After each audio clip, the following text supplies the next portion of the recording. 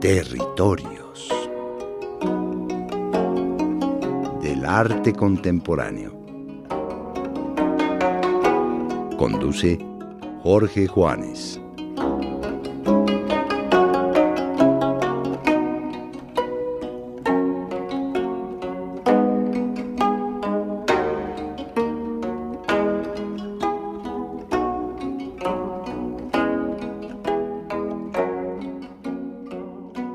Yo quisiera ya en este programa un poco ya concluir lo que corresponde al Renacimiento para en ulteriores programas ya avanzar al Barroco y llegar por fin a lo que son propiamente las líneas y las tendencias que coinciden en lo que es el origen del arte moderno. Por supuesto no podemos dejar afuera a Miguel Ángel. Miguel Ángel, la influencia de Miguel Ángel es por todo el mundo conocida, ¿no? Es un pintor que va a dejar una huella y una tendencia que va a ser una constante prácticamente hasta finales del siglo XIX, sobre todo entre los escultores. Yo no voy a hacer un análisis detallado porque decía este no es el tema, yo lo que estoy es tratando de encaminar para que se vean los antecedentes y cómo se ha ido moviendo el problema del arte, para cuando lleguemos ya al arte moderno, pues comprender muy bien su diferencia y sus complicidades con lo antecedente. Quisiera empezar con una frase de Miguel Ángel que dice así: la muerte es el fin de una prisión oscura. Esta frase es muy importante. ¿Qué es la prisión oscura? ¿A qué se refiere con lo de una prisión oscura? Por supuesto, se refiere al cuerpo. El cuerpo es la prisión oscura de la que hay que liberarse. Es decir, hay que tomar en cuenta siempre que se analice a Miguel Ángel, que Miguel Ángel es un cristiano fervoroso, un cristiano trágico, si se quiere, pero un cristiano comprometido. Y por tanto, entonces, la obra de Miguel Ángel se debe entender como la lucha del espíritu por liberarse de lo corpóreo y de lo pétreo. La piedra es lo duro, lo pesado, lo inerte. El cuerpo como tal, sin el aliento del espíritu, es también un cuerpo caído, un cuerpo sin dinámica, un cuerpo dormido, adormecido, un cuerpo cercano a lo pétreo. Y si uno ve el juicio final, si uno ve los techos de la Capilla Sistina, si uno ve la escultura de Miguel Ángel, uno justamente verá siempre esta lucha del espíritu contra la materia. El espíritu que tiene que superar al cuerpo. El espíritu que se hace cargo del cuerpo, lo alerta, lo aligera, en suma, lo libera de su atadura, lo transfigura espiritualmente hablando. El artista es, pues, para Miguel Ángel aquel que libera la espiritualidad de las cosas, de lo terrenal, incluido, por supuesto, el hombre. El cuerpo pétreo es el cuerpo caído. Y entonces si uno ve el techo de la Capilla Sistina, uno puede ver a los cuerpos anteriores a la revelación cristiana y verá que son cuerpos cargados de pesantez. Y verá también que el cuerpo más etéreo, ingrávido, dinámico, liberado de la corporeidad es justamente el cuerpo de Dios. Es un cuerpo que decide, que constituye y que a su vez tiene una diferencia con todo aquello que forma el conjunto de la Capilla Sistina, que es precisamente ese carácter ingrávido, esa reconversión, ¿no? Ese cuerpo poseído por el espíritu en términos radicales. Los cuerpos heréticos, los cuerpos paganos, son pues los cuerpos que no han recibido el soplo divino o que no han entendido la epifanía. Si uno ve estas famosas esculturas, siempre se discute si las esculturas no terminadas, estas esculturas donde aparecen cuerpos saliendo de una piedra que está en estado bruto, ¿las terminó o no las terminó Miguel Ángel? Hombre, para mí es claro que sí las terminó. Y que justamente esas esculturas, como ningunas otras, revelan ese conflicto. Son esculturas y hay una tensión terrible. Todos los cuerpos que están ahí, ¿verdad?, emergiendo de la piedra, están luchando por deshacerse de la piedra, por salir, por romper con lo pétreo, por liberarse. Entonces ahí son esculturas de tensión precisamente del espíritu contra el cuerpo, de la lucha contra la materialidad. Y creo que en esas esculturas precisamente se manifiesta de un modo pleno esto que estamos diciendo. También lo podemos ver en los esclavos, en los famosos esclavos que están en el Museo del Louvre. ¿Esclavos de qué? Precisamente, esclavos de lo pétreo, esclavos del cuerpo caído, esclavos de la espiritualidad. Son también cuerpos que están liberándose siempre, que están luchando, que están en conflicto por alcanzar justamente las fuerzas de su liberación. Creo que esto es clave, y con esto que acabo yo de señalar, ¿no? Si ustedes observan las obras, basado un poco en lo que estoy diciendo, verán ustedes que se comprueba un poco esto. Porque finalmente el criterio sobre las obras de arte lo dan las propias obras. Si uno empieza a hablar del arte, sobrevolando el arte real, o hablar de los artistas, no aludiendo y comprobando con el lugar último de referencia, que son las obras mismas, pues uno entonces puede fantasear o puede darse a elucubraciones que luego realmente cuando uno se acerca a las obras, pues las obras le responden con un rotundo no. Entonces, hagan ustedes esto y verán cómo se comprueba este conflicto que estoy señalando. Evidentemente, en otro sentido ya también, efectivamente la recuperación, uno dirá, bueno, pero es que Miguel Ángel recupera al cuerpo pagano, al cuerpo poderoso, al cuerpo titánico, cuerpo griego, al cuerpo clásico, sí. Pero repito, esa recuperación es una recuperación totalizada y dinamizada por el cristianismo mismo. Sobre el juicio final, últimamente, hay una interpretación de un autor italiano, un historiador del arte, que desgraciadamente en este momento no me acuerdo su nombre, en donde dice que en los huecos que dejan los cuerpos, estos que descienden y ascienden, si uno atiende los huecos y los reconstituye, lo que hay es el rostro de Dios. Es decir, todo está bajo la mirada de Dios. La mirada de Dios es la que le está dando el sentido último a este proceso de la liberación de los cuerpos, de aquello que es la liberación del alma de su cárcel corporal, aunque se manifiesta perfectamente. Ahora, yo quisiera decir algunas cosas más sobre Miguel Ángel, sobre todo en lo que es propiamente la especificidad de la pintura. Miguel Ángel es un artista dependiente de la escultura. Miguel Ángel es de hecho un escultor que pinta, pero sus formas, la manera de entender los espacios, la manera de construir los cuerpos, la manera de reconsiderar los objetos es la de un escultor. O sea, la pintura en Miguel Ángel no tiene una identidad propia. El ser de la pintura no se revela como un ser distintivo de la escultura. Y en ese sentido, así como Rafael es el paradigma de la dependencia con la arquitectura, Miguel Ángel es el paradigma de la dependencia de la pintura con la escultura.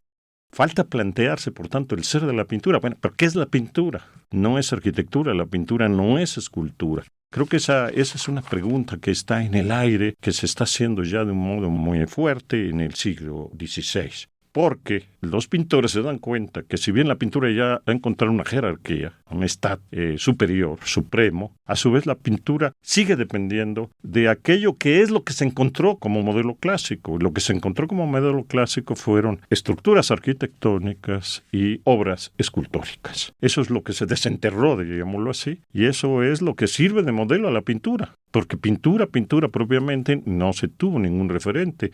Lo de Pompeya, por ejemplo, pues era muy posterior. Entonces, ahí es el quid de la cuestión. ¿Qué es la pintura? ¿Cuál es el ser de la pintura? ¿Cuál es la diferencia de la pintura? Y ahí es donde creo yo que entra justamente la escuela veneciana. La escuela veneciana dirá, la pintura es color. Es en el color, a través del color, el trabajo con el color, la apoteosis del color, la libertad del color. Las posibilidades plásticas que ofrece el color serán el camino del propiamente pictórico, el camino de la diferencia, el camino de la liberación de la pintura, de sus dependencias, de esa dependencia arquitectónica y de esa dependencia escultórica que de alguna manera ha venido cargando. Pero antes de entrar a ese problema, yo concluiría entonces con Miguel Ángel diciendo, como he estado señalando, que en el caso de los pintores, sus proyectos, sus concepciones, siempre tienen que lograr los medios para ser encarnados. Y en ese sentido siempre está presente el problema técnico. Miguel Ángel, concretamente, lo logra, ya que él es, sin duda, uno de los más grandes fresquistas de la historia del arte. Sobre la dependencia escultórica de Miguel Ángel se ve muy bien cómo la perspectiva es algo que no le interesa mucho, precisamente porque distrae el poder corporal. Por tanto, veremos muchos fondos planos que precisamente permiten la concentración visual, la concentración plástica en lo que es propiamente la corporera. En fin, esto es lo que yo creo que podría decirse, Miguel Ángel, y entraríamos entonces ya a lo que es la Escuela de Venecia, sin la cual quedaría trunco un análisis del Renacimiento.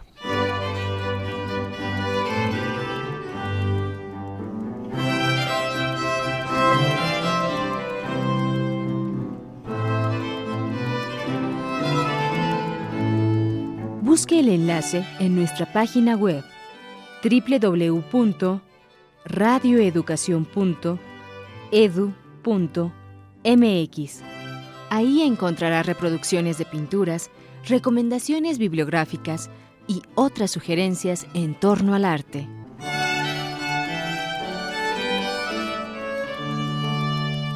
Sobre Venecia quisiera referirme, desde luego, a tres pintores y luego ya muy secundariamente a otro pintor. Los tres pintores son Giorgione, Tiziano, Tintoretto y Veronese.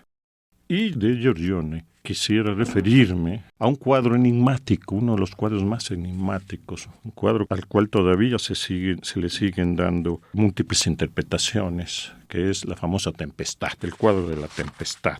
Últimamente, en la editorial Acal, publicado en el año 1990 en Madrid, se editó un libro de Salvatore Settis que se llama La Tempestad interpretada. El libro es un libro muy minucioso, donde el autor quiere demostrarnos que el fondo de la tempestad es la expulsión del paraíso.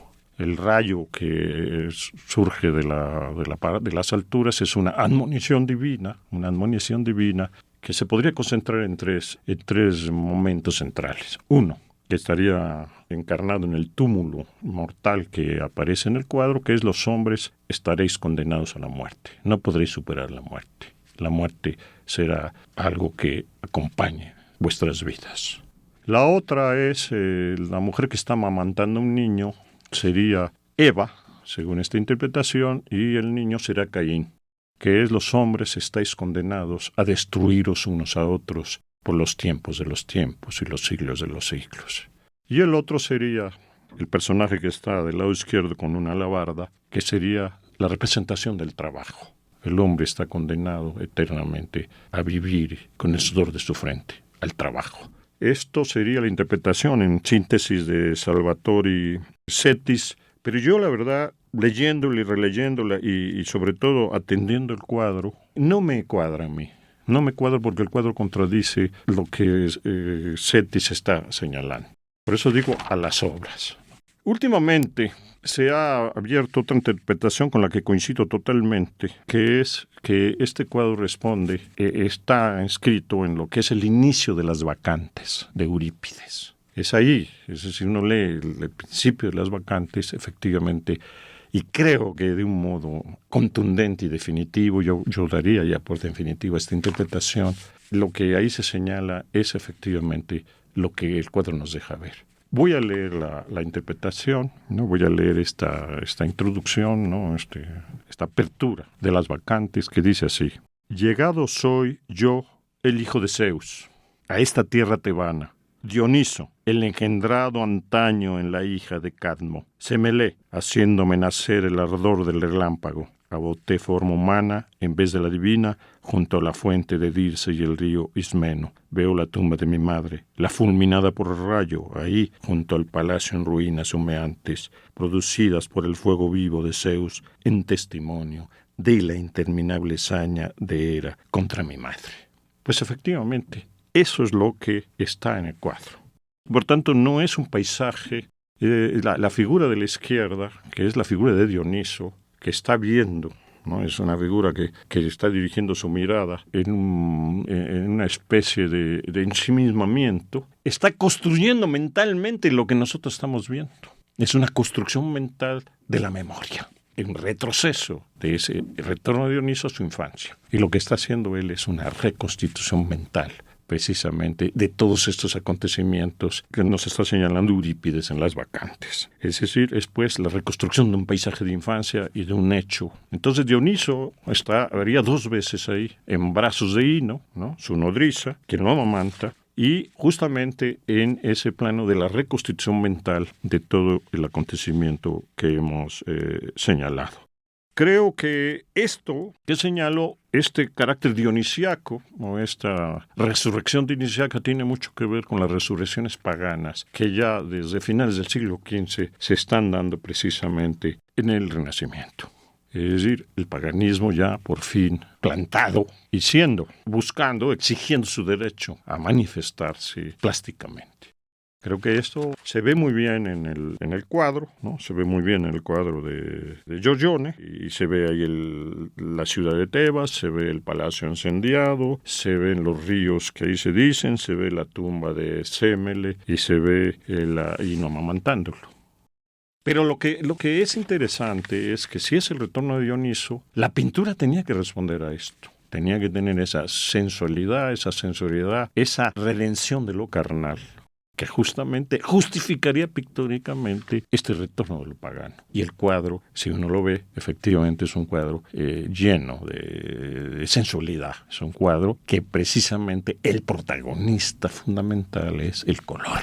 Si uno compara este cuadro pagano de Giorgione con el primer cuadro pagano, que es la Venus de Botticelli, que está basado justamente en la Teogonía de Hesiodo, ahí verá que esa Venus que nace de la espuma surgida de los genitales o del esperma de Urano, cuando su hijo Crono, después de castrarle, lo arroja al mar, es una figura plástico-lineal, intelectual, donde el dibujo, las formas cerradas, el color local, etcétera, dominan. Es una pintura sin textura, sin carnalidad, sin corporeidad. Por tanto, es una resurrección, llamémosle así, un retorno intelectual, pero que no es un retorno asumido plásticamente.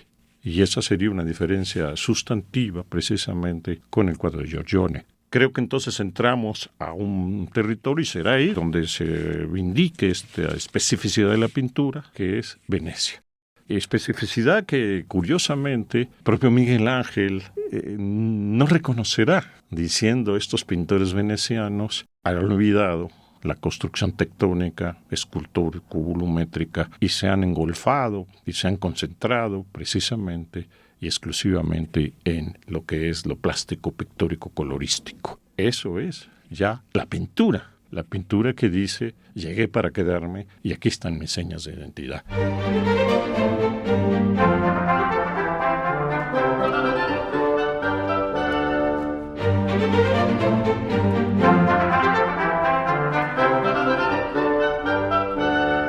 Queremos saber qué piensa usted. Territorios del Arte @radioeducacion.edu.mx.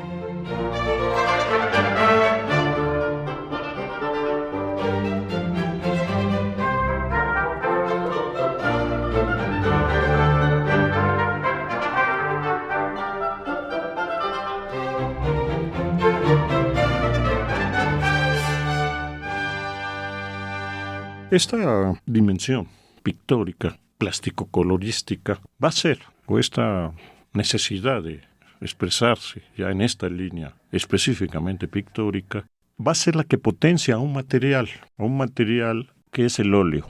Es ahí donde se crea la gran técnica del óleo. La famosa técnica veneciana, de la que tanto se habla a veces sin saber, pues es justamente la que le saca todas las posibilidades a ese material, que es el último material de la pintura, es decir, la encáustica, el temple, el fresco y por fin el óleo. El óleo en realidad es un material de reciente uso. No es que no se conociera el aglutinante con aceites secantes, ¿no? Antes del siglo XV se conocía. Hay textos, ¿no?, donde podemos leer ya que se habla de esa técnica del óleo y se habla de cómo se prepara el óleo y en qué consistiría. Pero se la minimiza totalmente. Se dice, bueno, es una técnica que tarda mucho en secar, es una técnica muy morosa, es una técnica que finalmente no es la técnica adecuada. Digo esto porque se ha dicho mucho que Van Eyck, ¿no? Es el que inventa el óleo y que este es llevado a Italia por Antonello de Messina estamos hablando del siglo XV. Pero bueno, esto realmente no es del todo cierto, aunque sí es verdad que Van Eyck será el primero, ¿verdad?, que le saque al óleo las posibilidades latentes que contiene como material. Aunque realmente sus obras no son obras pintadas puramente al óleo, sino son pinturas al temple con veladuras de óleo. Veladuras que van a darle ese brillo, ese resplandor, esa cosa asombrosa todavía para nosotros cuando nos acercamos a los cuadros de Van Eyck. Es él el que empieza a revelar los potenciales específicos de la técnica del óleo. Pero lo que ya es propiamente un trabajo al óleo, un trabajo puro al óleo, que requiere toda una estrategia de construcción ya plástica, será la pintura veneciana. Fusionar tonos, las veladuras, difuminar el contorno, lograr carnaciones, lograr brillantez y estabilidad en los colores. Todo eso que da el óleo lo vamos a ver en la pintura veneciana y sobre todo, desde luego, en el gran maestro Tiziano. De Kooning, el gran pintor expresionista abstracto, decía textualmente, o dijo textualmente, la carne motivó la invención de la pintura al óleo. Efectivamente, este retorno pagano, esta asunción del cuerpo como cuerpo, o sea, como carne, este sacar al cuerpo de una reducción abstracto-conceptual, intelectual, lineal, en donde el cuerpo es diseñado fuera de él por el intelecto, es lo que liberará precisamente a las cosas de este mundo, la física del mundo, y el cuerpo, repito, como carne. Efectivamente, la presencia del paganismo, la irrupción de estas sabidurías olvidadas y de esta plástica que quería ser rediseñada desde un deber ser intelectual, al volver por sus fueros, precisamente va a encontrar en el óleo un medio de expresión idóneo. Yo diría que no es solo la carne lo que va a llevar a que el óleo sea un material ya muy solicitado desde el mundo veneciano hasta prácticamente, incluso en el siglo XX, ¿no?, sino también el óleo permite intimidad. Es un material, como veremos al analizar el barroco, que sirve para la mística, para la intimidad, para el misterio, por supuesto, para la voluptuosidad y los niveles de las demandas del deseo. Es pues un material muy rico, es el nuevo juguete encontrado ya, o más bien valorizado de un modo pleno, y que va a ser el que va a explicar gran parte de todo lo que va a suceder en la pintura hasta, repito, incluido el siglo XX. La sensualidad del óleo, la maravilla, ¿verdad?, de lo que es la fusión visual mediante pinceladas justapuestas, o la fusión por mezcla de colores, o la posibilidad de usar colores transparentes sobre colores opacos, en fin, ¿no? Entonces, repito, Tiziano va a ser el gran maestro, el gran paradigma. Tiziano es uno quiere aprender cómo se maneja el óleo, uno tiene que ir a ver a Tiziano. Y eso hicieron los pintores barrocos, eso hizo Rubens, eso hizo Velázquez, eso hizo Poussin. Eso hicieron los pintores románticos también, como lo vamos a ver. Ya se decía en su época, ¿no?, por ejemplo, Dolce en el Diálogo de la Pintura, que es un texto escrito en 1557, decía: solo a Tiziano debe atribuirse la gloria del perfecto colorear. Tiziano es por lo demás un pintor elegante, sensual, un pintor que sabe armonizar y entonar colores como pocos, el que descubre cómo se pintan los brillos, y va a ser una clave de lo que vendrá después de él. No podríamos, por tanto, hablar sin nombrar a Tiziano. Y Tiziano engendrará a su vez a un discípulo díscolo, que incluso se enfrentará al maestro, que es el segundo gran manierista, junto con Miguel Ángel, que es el Tintoretto. Un pintor arbitrario, travilario, fantástico, con una libertad que pocos pintores han tenido en la historia de la pintura. Un pintor que podremos ver ya en la próxima sesión un poco, junto con el Greco y el Caravaggio, para irnos ya introduciendo lo que es la pintura barroca. Y ver ahí entonces las lecturas que hace el barroco y las correcciones y las aportaciones, sobre todo una que me parece sustancial, es que hasta este momento, excepción de Leonardo da Vinci, por las razones que vimos en su momento, la retina, incluso en la pintura veneciana, la retina está ausente. La pintura no es todavía visión, no es todavía mirada, no es todavía retina. Es decir, la pintura encontrará su ser, no solo con la vindicación del color, sino justamente con el protagonismo de la retina. El que hace esta operación tiene un nombre, que es Velázquez. Y un cuadro sobre todo que muestra este cuadro llamado La teología de la pintura, que son las Meninas. Pero bueno, eso ya será motivo de próximas sesiones y por el momento terminamos aquí.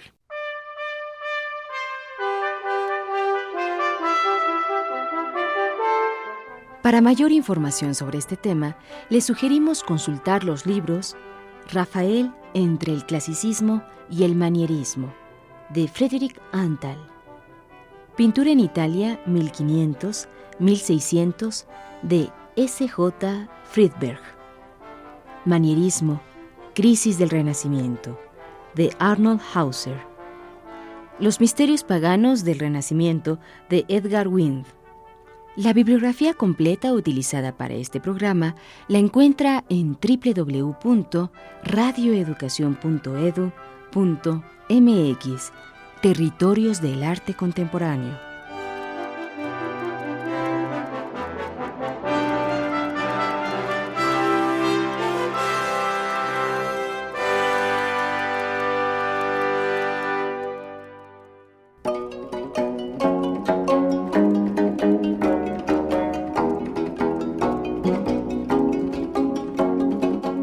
Territorios del Arte Contemporáneo, con Jorge Juanes.